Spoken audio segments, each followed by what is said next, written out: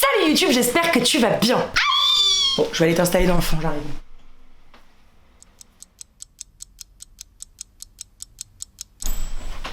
Comme ça, Coco, t'es bien?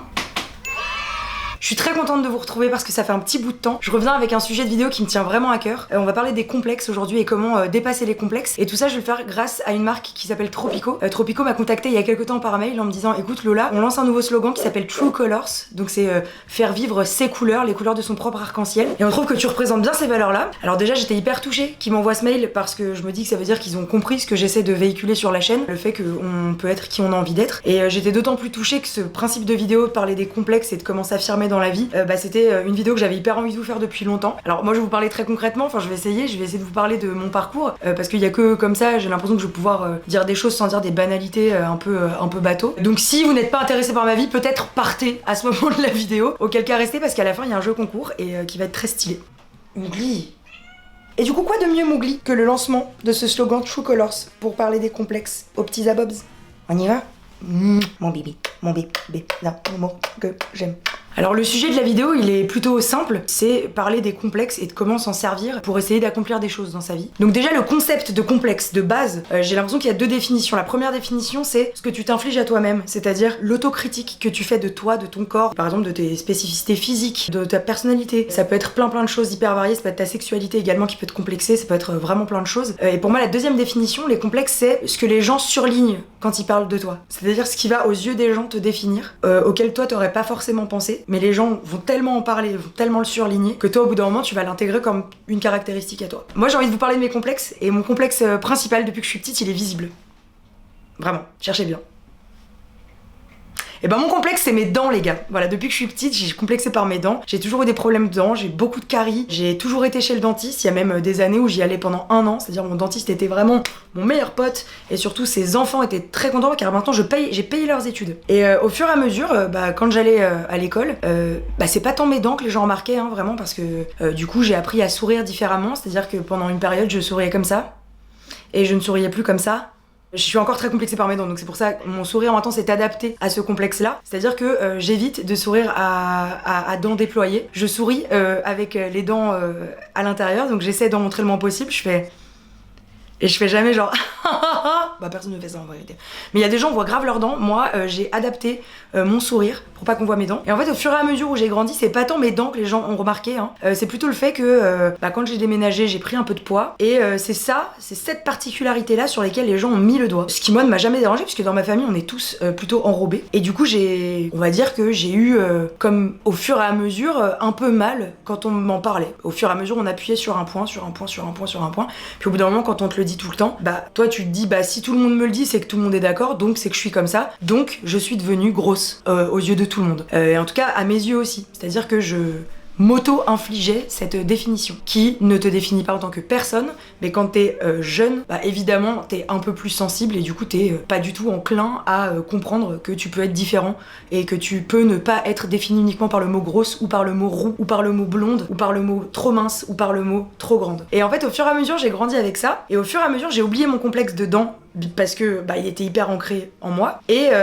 mon complexe physique a pris de plus en plus de place. Au même titre que je prenais de la place, mon complexe a pris de la place, t'as compris. Et en fait, au fur et à mesure, ça m'a un peu éloigné, pas des gens, parce que j'ai toujours eu des potes, en vérité. Comme je vous l'avais expliqué dans mes vidéos sur le harcèlement scolaire, j'ai jamais été en marge ni shamée par les gens de ma classe. Enfin si, j'ai été shamée par les gens de ma classe, ça c'est un autre débat, on en parlera dans une autre vidéo potentiellement. Mais j'ai jamais été très mise à l'écart, à part après avoir fait Incroyable Talent. Ça c'est un autre débat. Et moi ce que j'ai envie de vous dire, c'est juste que c'est vrai que les gens ont appuyé là-dessus, ça a créé en moi une fragilité qui a fait que, en fait, j'ai bloqué les vannes des émotions, par exemple, j'ai bloqué les vannes de la peine. Ce qui fait que maintenant j'ai ces séquelles-là, c'est-à-dire que j'ai tellement pas eu envie de souffrir de ce qu'on me disait que je prenais tout au second degré, donc je me suis blindée, ce qui fait que maintenant quand j'ai de la peine, ça met beaucoup plus de temps à sortir que quelqu'un de normal. Pas que quelqu'un de normal, parce que là y a pas de normalité, mais que quelqu'un qui n'aurait pas eu ce complexe-là ou à qui on aurait moins dit ces choses-là. En tout cas, moi, à force d'avoir appuyé et à force de m'avoir fait de la peine, je me suis dit le meilleur moyen de pas avoir de peine, c'est de bloquer cette émotion-là. Donc ce qui fait que maintenant j'en garde encore des séquelles, hein. C'est très compliqué pour moi de dire quand je suis triste, et du coup faut que ça monte, et au bout d'un moment je fais franchement je suis trop triste, mon pot de confiance confiture il s'est pas ouvert. Alors que le problème est pas le pot de confiture, hein, c'est vraiment plein d'autres choses. Mais bon bref, ça reste ma personnalité. Et en gros, au fur et à mesure, j'avais tellement bloqué cette vanne là que le seul moyen que j'avais trouvé de m'exprimer et d'exprimer cette émotion là, c'était dans les chansons. J'ai au fur et à mesure compris que les paroles de chansons, bah en fait pouvaient devenir mon discours. J'ai commencé à comprendre le poids des mots, et c'est très bien choisi dans ce cas-là, grâce à la chanson. Donc en fait, au fur et à mesure, j'allais comprendre que ce complexe de base m'avait mené une sensibilité et va au final devenir ma particularité, ce qui fait que de moi, ce qui me définit maintenant, grâce à mon complexe, j'ai découvert ça de moi. Sans mon complexe, je ne l'aurais jamais découvert. Alors je dis pas qu'il faut avoir des complexes, je dis juste que ce complexe-là est né en moi, et je crois qu'il faut essayer de trouver toutes les synergies possibles pour transformer ce complexe en positivité. Moi ça s'est fait de manière assez naturelle, et je pense principalement grâce à ma famille, qui a tout mis en œuvre et qui m'a fait essayer les sports, lol, qui m'a fait essayer le cheval, bref, plein de choses. Et au bout d'un moment, ils m'ont fait essayer la guitare et j'ai fait ouais, c'est ça. Je crois que c'est ça, j'aime bien faire. Et en gros, les complexes, c'est les gens souvent qui nous poussent à en avoir parce qu'on est différent et qu'on n'est pas pareil qu'eux. C'est pas parce qu'on est différent qu'on est moins bien, les gars. Et bien au contraire, vraiment. J'ai plein d'exemples sous le coude de gens qui ont transformé leurs complexes pour en faire des choses vraies et faire ressortir leurs true colors. Par exemple, on a Freddie Mercury. Son complexe, c'était ses dents. Tout le monde lui avait dit, tu ne réussiras jamais à cause de tes dents. Bah, on en reparle 50 ans plus tard et regardez où il en est. Enfin, pas maintenant parce que vraiment il est décédé. Mais regardez la carrière qu'il a fait avec Queen. Si c'était arrêté aux critiques que les gens lui avaient dit, on n'aurait jamais eu ce groupe incroyable avec ses chansons folles. Si on veut parler aussi d'exemples un peu plus contemporains, il y a l'exemple d'Adèle. C'est une chanteuse qui pour moi a été un exemple pendant plein d'années et qui l'est encore évidemment. Mais en tout cas, dans son premier album, on lui disait ah c'est bien, vous êtes chanteuse et en plus vous êtes grosse, donc c'est vraiment bien que vous dépassiez ça. Puis elle dit mais en fait moi la musique je la fais pas pour les yeux, la musique je la fais pour les oreilles. Si vous avez envie de m'écouter, écoutez-moi. Je vous impose pas du tout mon image. J'existe et j'ai envie d'être chanteuse. Je suis chanteuse. Je le fais. Si Adèle s'était arrêtée aux insultes grossophobes qu'elle reçoit, bah je crois qu'on n'aurait pas eu d'album de ouf et on n'aurait jamais chialé sur Someone Like You, d'accord? Et il y a des gens qui ont par exemple trop peur d'exister parce que ils ont peur que leur sexualité les définisse. En tout cas, moi de mon côté, sachez que je trouve que définir quelqu'un par sa sexualité, bah c'est complètement ridicule. En fait, ça n'a aucun sens puisque ce qui se passe dans votre lit, les copains, ça ne regarde personne d'autre à part vous et la personne avec qui vous le faites, évidemment, ou les personnes avec qui vous le faites, car c'est possible. Et voilà, en fait, c'est pour ça, moi grâce à mon histoire perso, en vérité,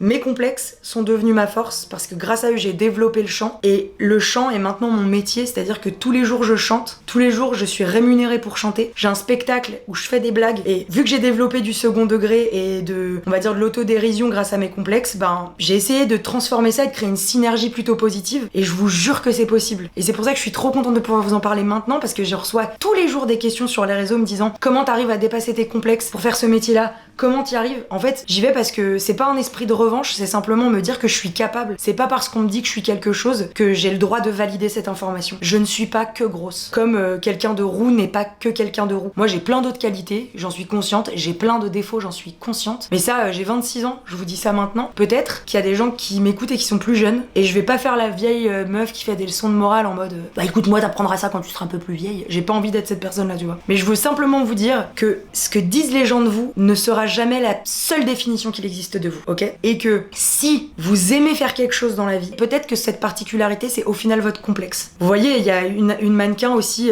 qui a posé pour Desigual et qui a posé pour plein d'autres marques comme H&M, etc. qui a de l'impétigo. Ça peut être très complexant parce que c'est visible. Si elle s'était arrêtée à se dire bah effectivement j'ai des taches sur le corps, les autres mannequins n'en ont pas, bah ok, bah je vais rester chez moi, du coup c'est cool, je ferai un boulot de bureau et qui me plaira pas et je serai triste. En fait je trouve ça hyper courageux, elle s'est dit mais qui s'en fout en fait, moi j'ai simplement envie d'être mannequin, je crois que c'est possible et il y a peut-être des gens qui vont y croire avec moi parce que c'est hyper important l'entourage. Et évidemment elle a été bien entourée et maintenant elle fait ça, c'est charmé. Et en gros moi j'ai l'impression que si tout le monde s'arrêtait à son complexe premier, et ben en fait on aurait que des modèles standardisés, ce serait d'une chiantitude incroyable. T'existes pour toi, pour faire les trucs qui te font kiffer, pour développer ton bonheur et vraiment faire rejaillir toutes tes couleurs, c'est vraiment le principe quoi. T'imposer, montrer que t'es là quoi. Sur ce mes petits potes, je crois que Coco, tu arrêtes Mougli. On la voit depuis tout à l'heure, elle est là ou pas? Dites-moi à partir de quand Mougli est apparu dans le cadre, je vous en supplie. Donc voilà, j'espère que cette vidéo en collaboration avec Tropico vous a plu. Vraiment, il va y avoir plein de trucs que je vais faire avec Tropico qui sont vraiment en lien avec l'acceptation de soi. Merci beaucoup d'avoir pensé à moi pour transmettre ce message parce que je trouve ça vraiment cool et j'espère que vous serez reconnus dedans ou en tout cas que vous aurez trouvé peut-être des clés pour vous aider à un moment. N'hésitez pas à aller sur mes réseaux sociaux, à aller sur Instagram parce qu'il me semble que je viens de publier un petit post pour gagner des places pour mon spectacle. Oh my god, c'est lancé. N'hésitez pas à y aller, n'hésitez pas à follow le compte de Tropico sur Instagram parce qu'ils vont mettre plein de contenu plutôt inspirant, donc ça, je trouve ça très cool parce que c'est motivant. Tiens d'ailleurs, n'hésitez pas, je vais essayer de faire gagner cette peluche Coco à un de vous dans les commentaires sur YouTube. Je vais tirer au sort une des personnes qui répondra aux commentaires qui est sous ma vidéo. Voilà, donc n'hésitez pas à y aller parce que je pense que Coco sera très content d'avoir une nouvelle maison. Merci d'avoir été là pour regarder cette vidéo. Dites-moi en commentaire surtout, vous, quel est votre complexe peut-être, parce qu'il y a d'autres gens qui pourront l'avoir dans les commentaires, qui pourront vous aider.